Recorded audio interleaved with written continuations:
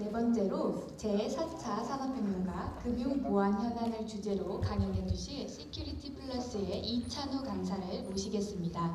큰 박수로 맞이해 주시기 바랍니다.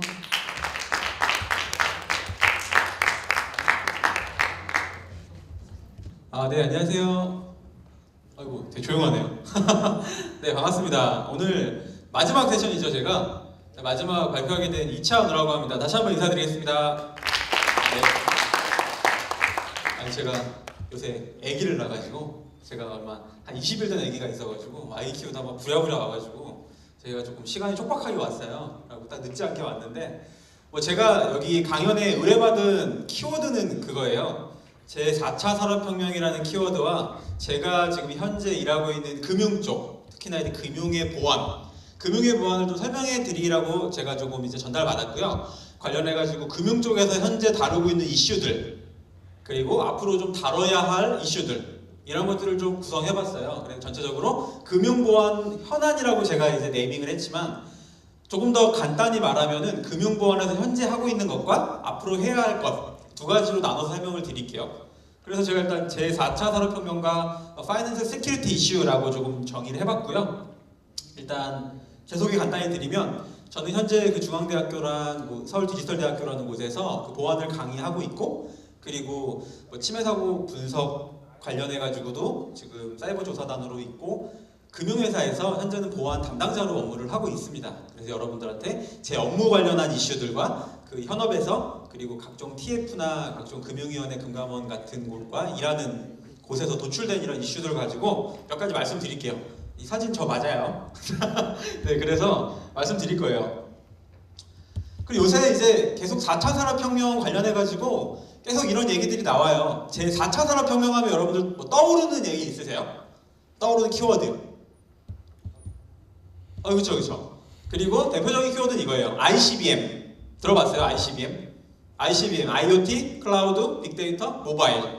모바일은 이제 FIDO 해가지고 혹시 들어본 거 있어요? 모바일 통한 생체 인증 프레임워크 해가지고 패스트, 아이덴티티, 온라인 이런 시스템 메커니즘을 파이도 2.0 해가지고 모바일 디바이스를 통한 생체 인증을 보통 파이도라고 해요. 그것들이 또 4차 산업혁명을 일컫는 이제 키워드이기도 하고, 거기에 플러스로 AI와 블록체인 이런 것들을 포함시켜갖고 제4차 산업혁명이라고 해요. 그래서 금융에서는 이런 제4차 산업혁명의 키워드들을 가지고 업무도 하고 있고, 새롭게 기획도 하고 있어요. 이 기획이라는 말은 그 어떤 사업을 하기 위한 추진 동력이 되기도 하고요. 그리고 어떤 업계에서 공통적인 니즈를 모아가지고 어떤 종합적으로, 그리고 같이 어떤 움직임을 만들려고 하는 것도 있고요.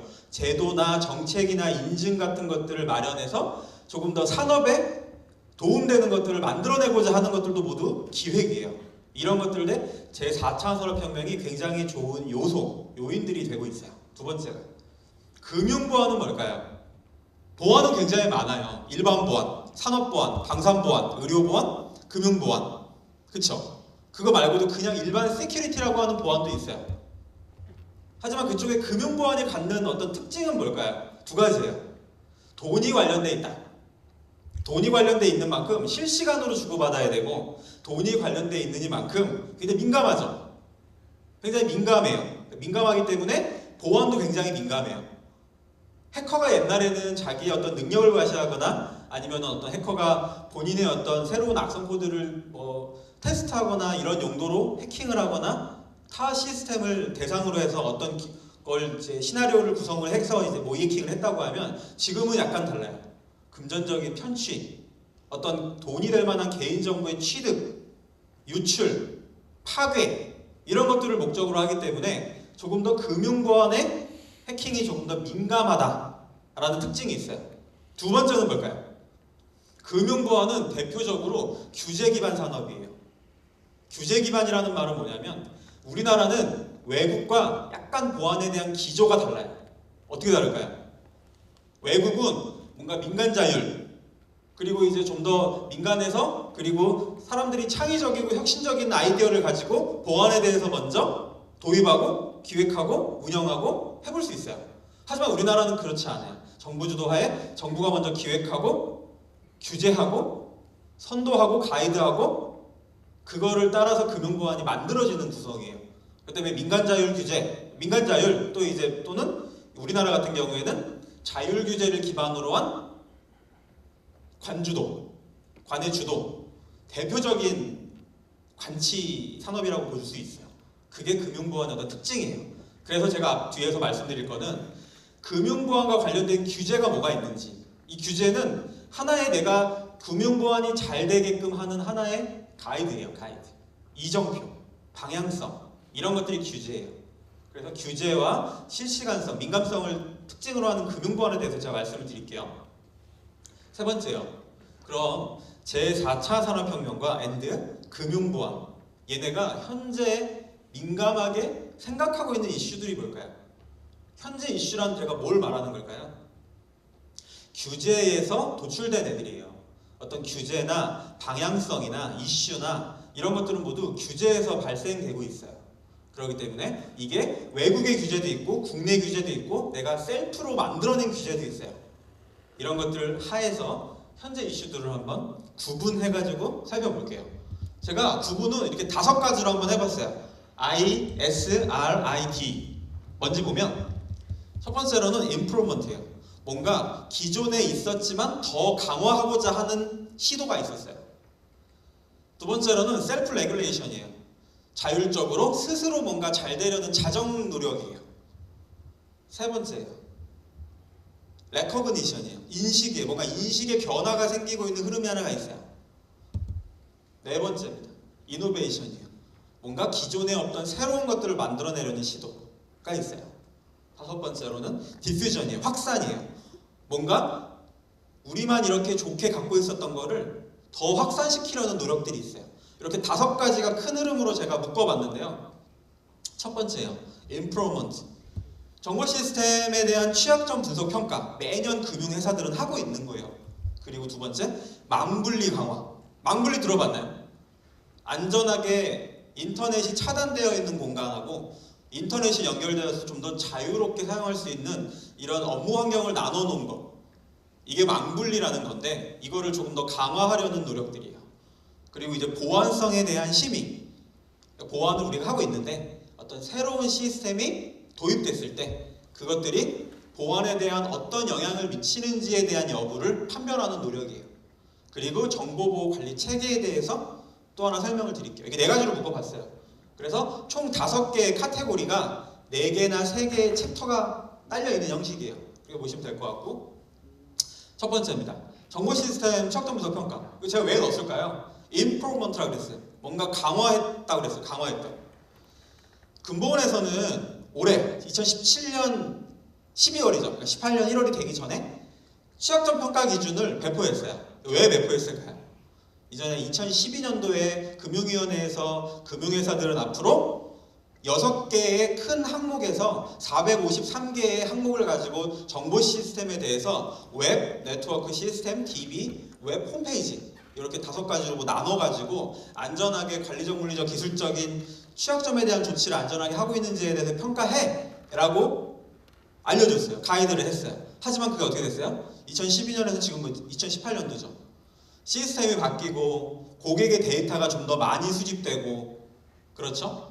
그리고 뭐 어떻게 됐어요? 제4차 산업혁명에 대비해가지고 인공지능이다, 챗봇이다, RPA다, 생체 인증이다 굉장히 많은 시스템들이 늘어났어요. 그리고 그 시스템의 모양이 변경됐어요.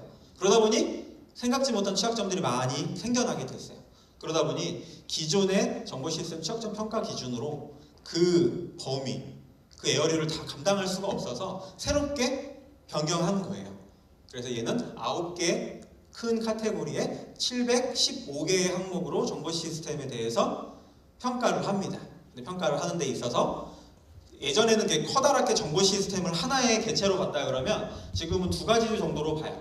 인프라 부문, 그래서 인프라 커다란 인프라의 아키텍처 부문에서 어떤 보안 취약점이 있는지를 하나 보고요. 그리고 고객한테 서비스하는 측면에서 고객의 서비스 측면에서 어떤 정보 유출의 위험이나 해킹의 위험이 있는지 2가지로 나눠서 봅니다. 인프라에 대한 부분과 서비스 부분으로 나눠서 본다고 보시면 될 것 같고요.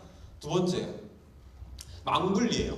망분리는 빠르게 한 것은 2016년도에 마친 곳도 있고요. 2017년에 마무리한 곳도 있고 지금 웬만한 금융회사는 모두 망을 분리했다라고 보시면 될 것 같아요.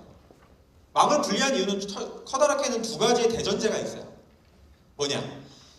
내부 정보의 내부 정보가 외부로 유출되는 것을 차단하기 위해 망을 분리한 거예요. 무슨 말인지 알겠죠? 두 번째, 외부의 위협이 내부로 유입되는 걸 막기 위해서 망 분리를 한 거예요. 외부에서 들어오는 거, 내부에서 나가는 거, 가장 맞기 좋은 거는 분리하는 거겠죠. 분리해서 서로 간에 주고받지 못하게 하면 돼요. 하지만 그게 가능할까요? 업무를 하다 보니 내가 네이버로 메일을 보낼 일도 생겨요. 외부에서 구글 메일을 쓰는 사람한테 메일을 받을 일도 생겨요. 내부 PC에서 내가 PDF를 열심히 이쁘게 만들었는데 외부의 사람한테 보내줘야 될 일도 생겨요. 그리고 새롭게 만든 홈페이지에 내가 방문해야 될 일도 생겨요. 이런 자꾸 변화되는 서비스, 변화되는 프로세스, 비즈니스 플로우상에서 내가 자꾸 예외적인 일들이 생기기 마련이죠. 그리고 홈페이지가 IP가 바뀐다거나 네트워크 구성이 바뀐다거나 했을 때 그런 것들 또한 예외 상황이라는 게 계속 바뀌어요. 그렇기 때문에 망 분리도 뭔가 플렉서블하게 계속 시스템이 바뀌어줘야 되는 형식인데 그렇지 못하다는 점이에요. 그렇기 때문에 이 망 분리를 조금 더 완화해가지고 적용하는 게 일반적이에요. 강력하게 인터넷이 안 되는 곳, 인터넷이 되는 곳 이렇게 구분하지는 않아요. 그래서 이걸 가지고 망분리에 대한 비조치 견서라고 해서 정책 당국에 우리 망분리를 이렇게 하고 있는데 이런 예외 사항들을 이렇게 조금 완화해가지고 조금 규율했으면 좋겠어요. 완화해서 적용했으면 좋겠어요. 라는 것들에 대해서 물어봐요. 왜 물어보겠어요? 잘 모르니까. 확실하지 않으니까. 그래서 정책 당국이나 이 제도를 만든 기관에 물어보고 그것들을 가지고 검토해서 다른 회사들도 어떤 질의응답한 걸 가지고 보통은 배워요. 잘된 사례들을 배우죠. 여러분들은 베스트 프랙티스 같은 것들을 보고 벤치마킹 하는 거라고 생각하시면 될 것 같아요. 그리고 이제 세 번째예요. 예전에는 이제 신규 시스템이 도입되고 기존 시스템이 뭔가 변경되고 하는 것들에 있어서 얘가 보안이 약해졌다. 또는 보안이 유지되고 있다. 또는 보안이 좀 더 강화되었다. 이런 세 가지 측면의 의견을 자체적으로 판단하기가 힘들었어요. 왜? 기술적인 어려움, 시간적인 어려움, 제도의 해석의 어려움 뭐 이런 것들이 있었지만 예전에 그거를 다 이제 금융위금감원 같은 정책 당국이 대신해서 해준 걸 보안성 심의라고 해요. 하지만 그것들이 이제 제도가 폐지되고 스스로 새롭게 뭔가를 만들거나 뭔가 변경했을 때는 스스로 보안이 유지되고 있는지 완화되었는지 강화되었는지를 판단하게끔 가이드하고 있어요. 이 보안성 심의. 이것도 금융회사에서 자체적으로 할 수 있게끔 뭐 가이드라인이나 매뉴얼이나 지침이나 해설서가 나와 있어요. 그래서 이걸 가지고 금융에서는 자체적인 판단을 해야 되는 상황에 놓였어요. 예를 들면 이런 거죠. 카카오가 새롭게 플랫폼 기업으로 요새 발돋움하고 있죠. 그러다 보니 카카오페이, 카카오 모빌리티, 아니면 뭐 카카오뱅크 뭐 이런 것과 연동을 해야 되는 일이 생겼을 때 그런 연동했을 때 우리 시스템과 그 다른 시스템이 뭔가 연결이 되었을 때 생길 수 있는 어떤 보안성, 문제들 이런 것들을 스스로 체크해 볼 수 있는 체크리스트가 공개가 된 거죠. 이것들을 어떻게 금융회사에서 이용하고 활용할지는 어떤 금융회사의 역량이 좀 따라 다르겠죠. 규모에 따라 다르겠죠. 제도적인 거, 그리고 시간적인 거, 인력적인 거에 따라 조금씩 달라요. 그렇기 때문에 이런 것들도 한번 저희가 고민해 봐야 될 요소라서 좀 넣어봤고요. 네 번째예요. 정보관리체계 바뀌었다는 거 들었어요? ISMS, Information Security Management 시스템과 퍼스널 인포메이션을 다루는 매니지먼트 시스템 두 가지죠. 그래서 ISMS와 PIMS가 합쳐져서 ISMS-P로 통합이 됐어요. 그래서 102개의 항목으로 이제 통합이 되었는데 여기서 제가 드리고 싶은 말씀은 예전에 정보 시스템에 대한 보안성 평가를 받을 때는 IT 부문에서 뭔가 IT적으로 존재하는 사람들이 IT적으로 존재하는 이런 정보들에 대한 그 매니지먼트 시스템을 보안성이 안전하다, 안전하지 않다라고 이제 뭔가 이제 프레임워크를 봤다 그러면 저 퍼스널 인포메이션은 좀 다르죠. 개인정보란 뭐 정형화된 데이터로도 있을 수 있고 비정형화된 데이터로도 남을 수 있어요. 굉장히 다양한 포맷으로 존재하는데 이런 것들에서 또 전사적인 측면에서 봐야 되는 것들도 있죠. 이 두 가지가 합쳐지다 보니까 기업에서는 이게 하나의 또 리스크가 된 거예요.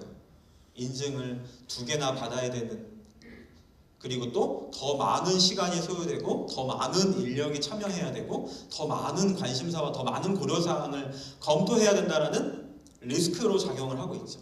그래서 이 네 가지 제가 말씀드리는 거에 대해서 발전 방향을 좀 만들어 봤어요. 금융회사에서는 그럼 어떤 식으로 대응해야 될까? 첫 번째, 뭔가 관행적으로 정보 시스템에 대한 보안성을 평가하고 분석하고 모니터링하고 그랬어요. 하지만 그러다 보니 정형화되게 본 것만 또 보고 내년에 또 보고 작년에 봤던 거 또 보고 보는 식으로만 보고 이런 게 있는 거죠. 하지만 이제 뭔가 정보 시스템 취약점 분석 평가 기준이 바뀌면서 좀 더 많아지고 좀 더 다양해지면서 좀 더 새로운 시각으로 볼 수 있는 기회가 됐어요. 그래서 이번 기회를 발판으로 해서 정보 시스템 평가 분석에 대해서 뭔가 방법을 고도화하고 좀 더 전사적인 측면에서 뭔가 평가할 수 있는 계기가 되는 게 하나의 금융회사의 기회가 될 것 같고요. 또 하나, 완벽한 망분리는 없어요. 하지만 레지듀얼 리스크라고 그러죠. 우리가 이제 뭔가 용인 가능한 수준에서 용인 가능한 위험의 수준에서 관리하면 되는 거예요. 위험을 관리하려면 뭔가 정량적으로 계측 가능한 상태에서 어떤 위험들이 있는지 나래비를 세워서 뭔가 우리가 알고 있어야겠죠.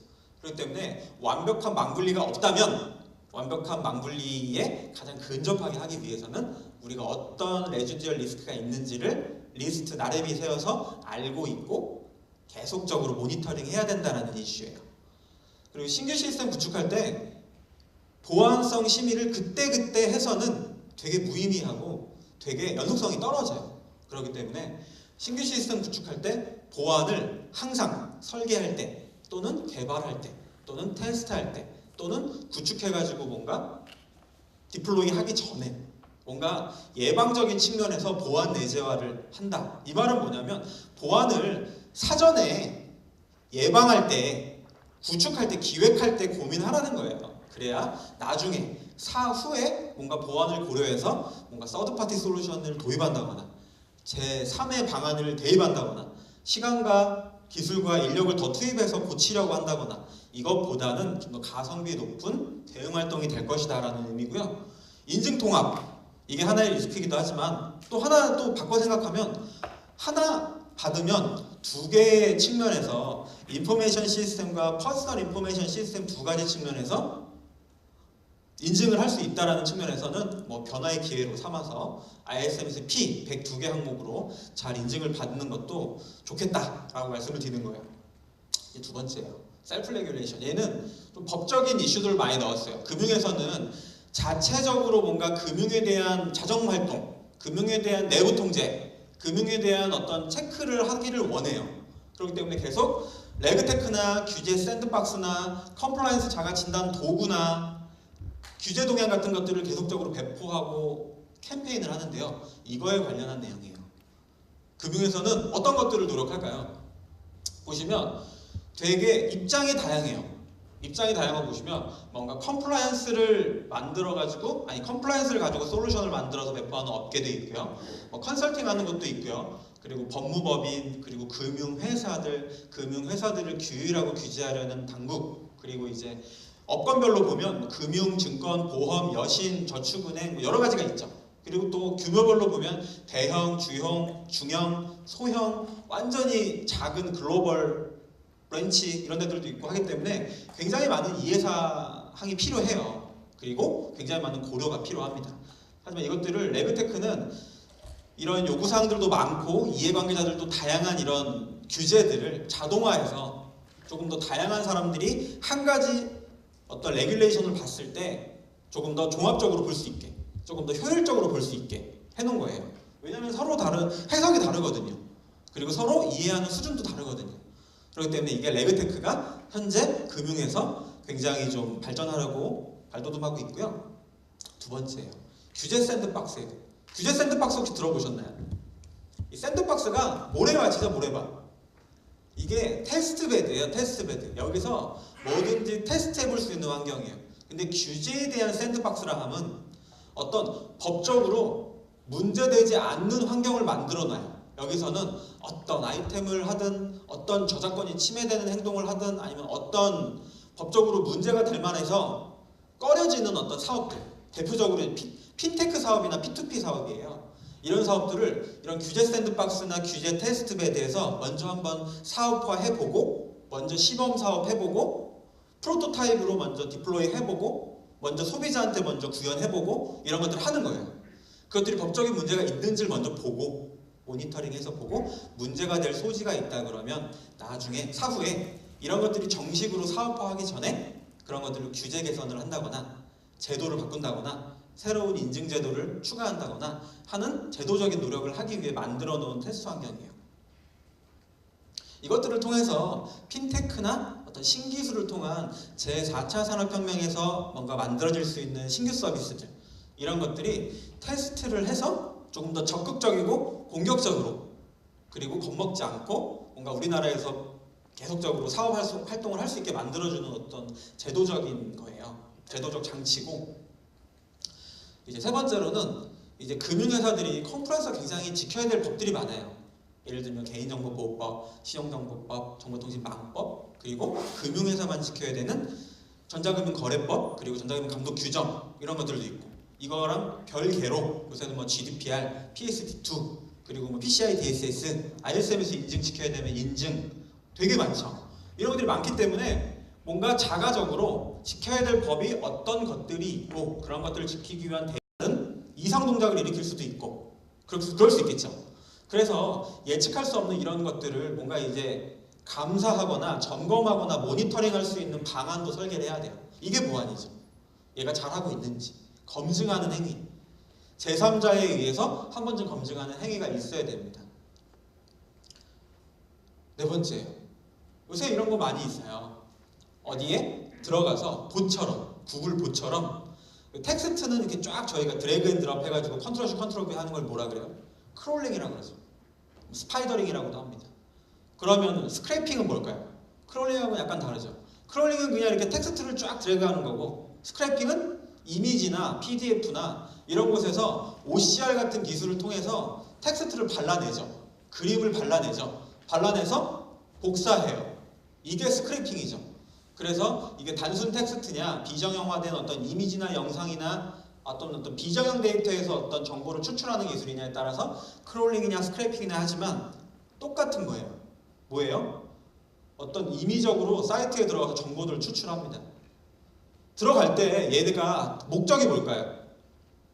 요새는 개인정보를 위탁받아서 이 개인정보를 가지고 다른 곳에서 이 사람이 가입되어 있는 보험 가입 내역 조회를 해준다거나 아니면 이 사람의 어떤 은행 예금이나 어떤 은행 정보자산에 대한 거를 모아준다거나 이 사람에 대한 정보를 가지고 다른 행위들을 해서 대리인의 역할을 해주는 중개 시스템으로 많이 활용이 되고 있어요. 그래서 지금 뭐 웰컴저축은행도 보면 스크래핑 기술을 이용을 해서 은행거래 내역, 신용카드 내역, 대법원이나 공공기관의 어떤 가입 내역들, 승인 내역, 인터넷 사이트들의 가입 내역을 모조리 다 긁어가지고 보여줘요. 사용자는 어때요? 편하죠. 그럼 이제 어떻게 되겠어요? 스크래핑 기술을 가지고 있는 이 원천 중개사는 어떻게 되겠어요? 이런 정보들을 갖고 있는 거예요. 개인정보를 위탁받아서 가지고 있죠. 스크래핑 해가지고 긁은 자료들 갖고 있죠.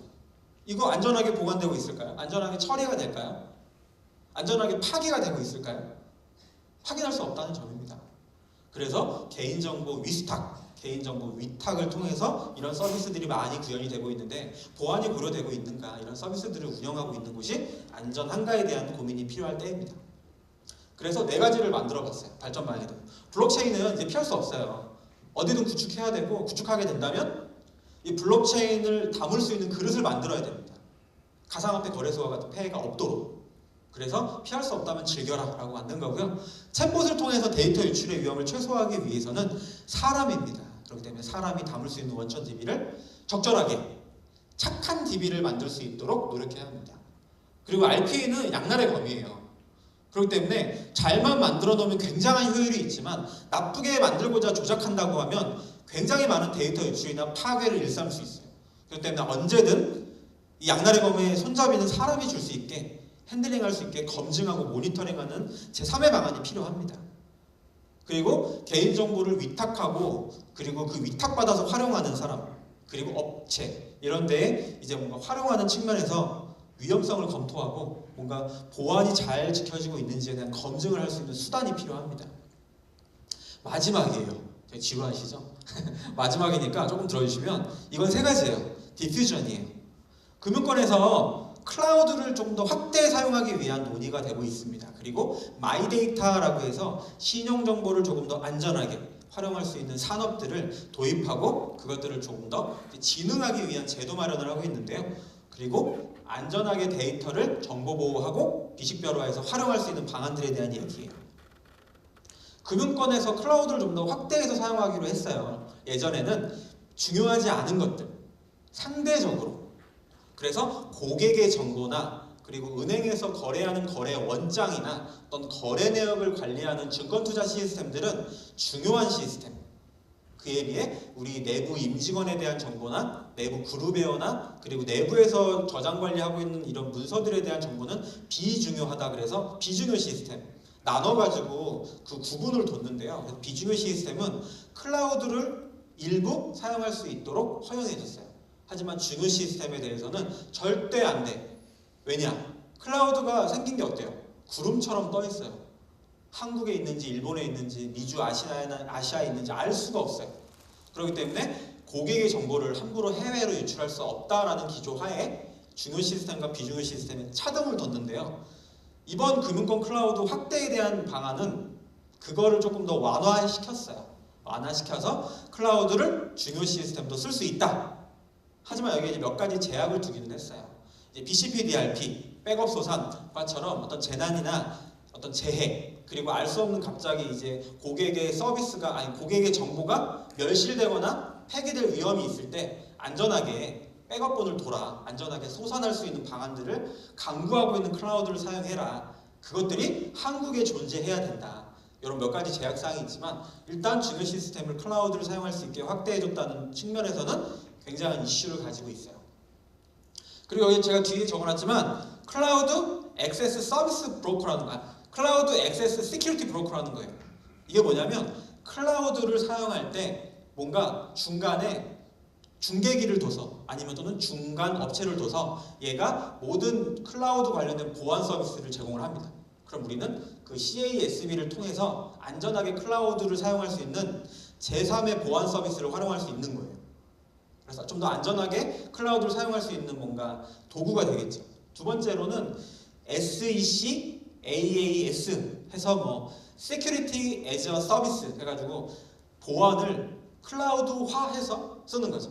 뭐 IPS 웹방화벽 그리고 DB 암호화 그리고 방화벽 그리고 VPN 다양하게 있는 보안 장비들이 있는데 이런 보안 장비들을 클라우드화해서 실제적으로 물리적인 장비를 구축하지 않아도 클라우드에 구현된 이런 장비들을 사용할 수 있는 서비스들 이런 것들을 제공해서 클라우드를 안전하게 사용할 수 있게끔 제도적인 기반이 마련되고 있다는 걸 말씀드리는 거고요.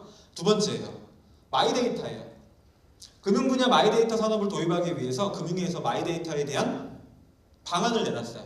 여기에 뭐 들어있는 건 함축적이지만 간단히 말씀드리면 좀 더 신용 정보를 활용하기 위해서는 비식별화해라.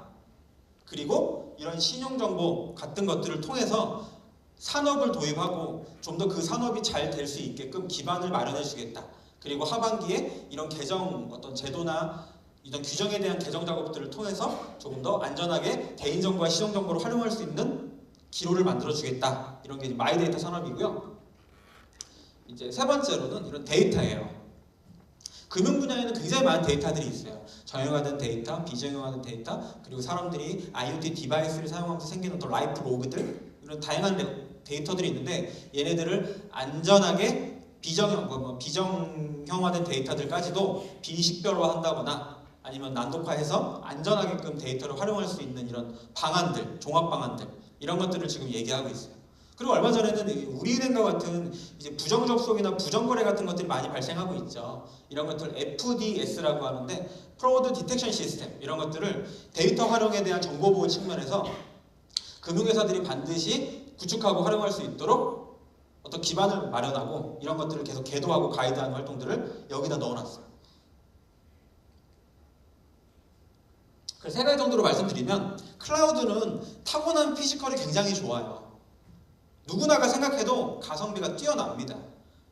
하지만 방심은 금물이죠. 클라우드를 통해서 개인정보가 유출되거나 어떤 클라우드를 통해서 발생하는 해킹 사고의 대부분은 관리자의 부주의가 대부분이에요. 보안에 대한 설정을 잘 못했다거나 디폴트로 제공되고 있는 보안 옵션을 이네이블 하지 않거나 이런 것들이 대부분이기 때문에 관리자의 어떤 인식, 타고난 피지컬에 비해서 관리자의 인식 수준이 굉장히 낮다. 그리고 개인정보의 시대에서도 신용정보의 시대로 가고 있어요. 개인정보는 나한테만 개인 식별할 수 있는, 뭔가 살아있는 개인을 식별할 수 있는 정보가 개인정보죠. 근데 신용정보는 더 많은 정보들을 함축하고 있어요. 카드 정보, 거래 정보, 내 어떤 보건 의료 내역, 내 진찰 기록, 그리고 나의 어떤 종교 사회뿐만 아니라 나의 어떤 가족에 관련된, 재산에 관련된 모든 정보들을 담고 있는 게 신용정보예요. 좀 더 커버리지가 넓어요. 그래서 이런 신용정보에서 뭔가 내 해킹 사고가 발생한다거나 아니면은 나의 어떤 정보를 보호해야 되는 바운더리가 넓어진 거죠.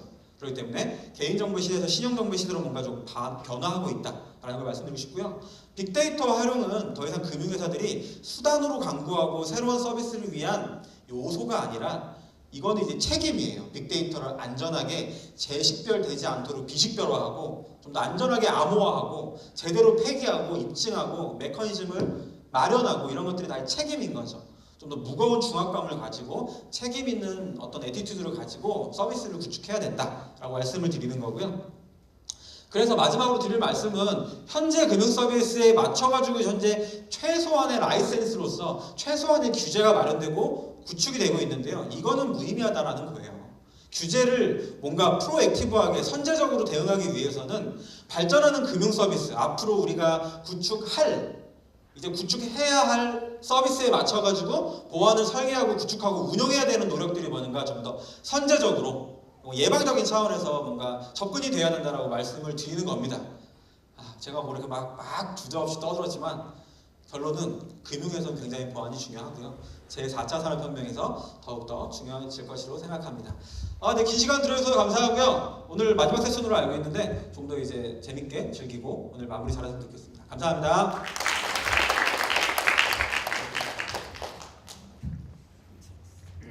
네, 좋은 강연 해주신 이찬우 강사에게 다시 한번 큰 박수 부탁드리겠습니다. 지금부터 약 10분간 휴식 시간을 가진 후 공연팀의 축하 공연이 있겠습니다. 공연팀의 축하 공연은 약 30분간 진행될 예정이며 공연팀의 축하 공연이 있은 후에는 경품 추첨과 폐회식이 진행될 예정이니 자리를 지켜주시면 감사하겠습니다.